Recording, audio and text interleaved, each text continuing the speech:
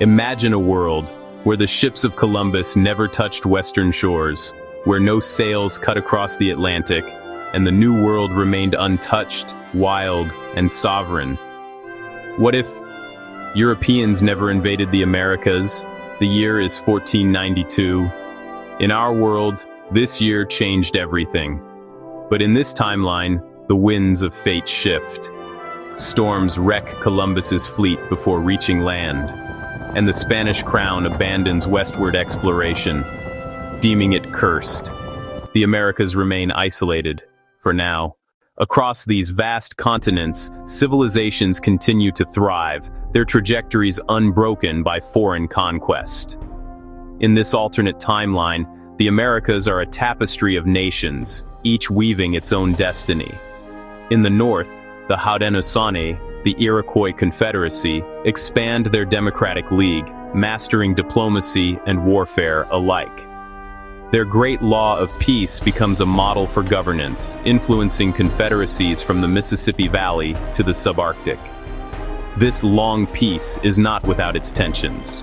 Rivalries simmer and shift, but they are managed through intricate treaty councils and established protocols, preventing the kind of continent-spanning wars that ravaged Europe. Power is balanced through alliances and mutual respect, not brute force. Farther south, the Mexica, the Maya, and the Inca refine their sciences, agriculture, and astronomy, unchallenged by foreign steel or disease. Maya observatories, already centuries ahead in their celestial calculations, pioneer new calendar reforms and map distant star clusters with breathtaking accuracy. Their mathematical concepts, including the revolutionary use of zero, form the bedrock of advanced engineering and economic planning across Mesoamerica. The great empires of the Americas, once devastated by conquest in another history, now stand as pillars of innovation. In the Andes, Incan engineers expand their remarkable road network, perfecting suspension bridges and high-altitude terrace farming. They developed their Quipu system into an even more sophisticated method of data recording, capable of tracking everything from crop yields to complex historical narratives. This mastery over information and infrastructure allows them to manage a vast and diverse empire with unparalleled efficiency. Without European invasion, no smallpox decimates the native populations. No pandemic erases 90% of the people, leaving ghost towns and fallow fields. Instead, population flourishes. Tens of millions rise in mighty cities from the Andes to the Great Lakes. This demographic vitality fuels unprecedented growth and exchange. Trade routes, once continental, now stretch across the seas. On the Pacific coast, shipwrights from the Chimu and Mapuche cultures, inspired by contact with Polynesian navigators, build larger, more resilient vessels.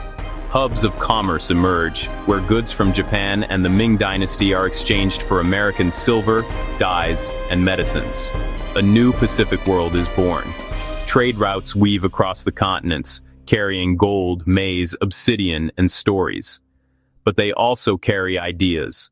Philosophies of governance, artistic styles, and spiritual beliefs cross-pollinate, creating a dynamic intellectual landscape.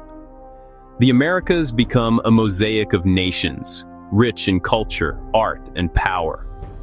This is a world where human potential is unleashed on its own terms, a vibrant testament to resilience and ingenuity, standing ready to meet the rest of the globe not as a conquered territory, but as an equal. Meanwhile, across the ocean, a different kind of history unfolds. Europe, denied the windfall of a new world, finds itself on a path of stagnation and strife. The continent trembles, not with the excitement of discovery, but with the chilling anxiety of missed opportunity. In the royal courts of Madrid, Lisbon, and London, the whispers of advisors are not of conquest, but of crisis. The grand promises of westward expansion have dissolved into a bitter reality, leaving a gaping void where dreams of empire once flourished. Without the unimaginable riches of the Americas, the engines of European empire sputter and fail. Spain, which in our timeline built a global dynasty on Aztec gold and Potosi silver, sees its coffers remain stubbornly empty. Its vast armies and ambitions are starved of the very fuel they need to burn. Portugal, finding no easy wealth to the west, redoubles its efforts to control the spice routes of the Indian Ocean, facing fierce competition from established powers. The Iberian Golden Age never dawns. Britain, without the profits from sugar, tobacco, and the slave trade to build its navy and fund its enterprises, never gains its global dominance. Its maritime power remains regional, a bulldog confined to its own yard. And France, with no colonial territories to vie for, turns its ambitions inward.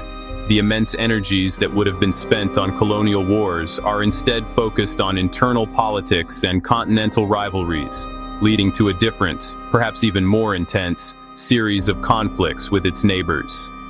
The age of exploration quietly becomes the age of isolation. The consequences ripple through every level of society. Without the constant, massive flow of silver, gold, and transformative crops from the Americas, Europe's demographic and economic growth slows to a crawl. The Columbian Exchange, which revolutionized diets and populations, never happens.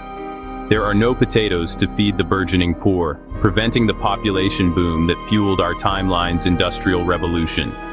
There is no tobacco to create a new global habit and generate vast tax revenues. There are no sugar fortunes to be made, no plantation economy to create a new class of ultra-wealthy merchants and fuel the brutal machinery of colonial wars. The very fabric of European daily life, taste, and economy is simpler, poorer, and profoundly different. Consequently, industrialization, when it finally arrives, is late and fragile. Without the immense capital accumulated from colonial exploitation and the vast new markets to sell goods to, the revolution is a flicker, not a firestorm. By the 18th century, the balance of global power is indeed shifting. But it is not shifting toward Europe. Instead, the continent risks becoming a relative backwater, a collection of quarrelsome states, watching as the world's true centers of wealth, innovation, and power flourish elsewhere. Across the Pacific, Asia stands tall. China's dynasties remain rich and stable, while Japan expands into a maritime empire centuries ahead of its time. Trade flows between Asia and the Americas through daring Polynesian sailors, forging new routes across the Pacific. Civilizations connect not through conquest, but through curiosity. By the dawn of the 1800s, while Europe grapples with its own revolutions and nascent industrial age, the Americas are in the full flower of a distinct and powerful enlightenment. This is not a mere echo of the old world, but a brilliant intellectual awakening born from centuries of indigenous knowledge, a renaissance of thought and spirit stretching across two continents. It is an era defined not by conquest from abroad, but by a profound and internally driven quest for understanding the cosmos, society, and the very essence of existence. In the gleaming metropolis of Tenochtitlan, scholars at the Calmacac academies don't just discuss the stars, they refine calendars of breathtaking accuracy and develop new mathematical concepts to describe celestial mechanics. Far to the south, in the high-altitude city of Cusco, philosophers debate the nature of power, community, and destiny. Their arguments recorded not in alphabets, but in the complex, three-dimensional language of the Quipu.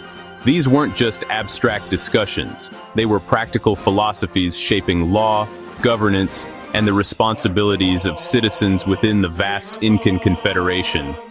From the great river cities of the Mississippi to the learned libraries of the Yucatan, electric minds light the dawn of a new age. This intellectual fire is fueled by a culture of relentless innovation. Engineers tame great rivers, expanding agricultural frontiers with sustainable, continent-spanning irrigation projects. Workshops buzz with the creation of new tools and scientific instruments, while medical schools catalog the immense botanical wealth of the land, developing pharmacologies that are the envy of the world. This is an indigenous renaissance powered by a synergy of innovation and unity. Knowledge is not hoarded but shared, celebrated in public forums and grand festivals where new discoveries are demonstrated for all to see. To our eyes, the global map of this era looks alien. There is no United States, no Canada, no Brazil. The familiar lines drawn by European colonialism are entirely absent, replaced by a tapestry of nations woven from a different history.